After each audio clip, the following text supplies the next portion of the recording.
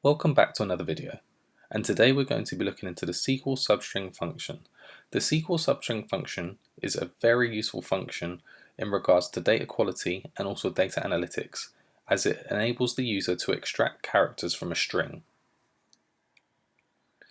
Here we have an example of the function syntax and an example of it being run and the output that it generates.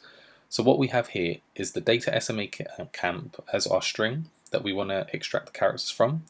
We have 1, which is our start point where we want to begin the extraction, and 4, which is the end point. So the syntax itself is very simple, and then what we've done here also is we've also provided an alias column name for that new output that's going to be generated from that test table.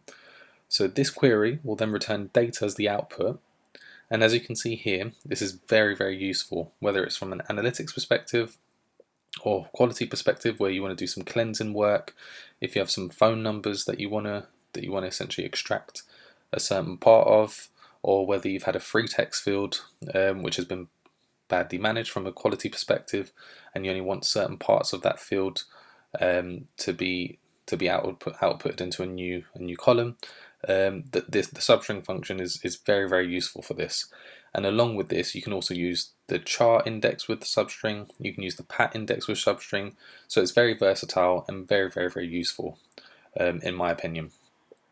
So yeah, we'll look at that in other videos. But for now, thank you for watching, and I'll see you in the next video.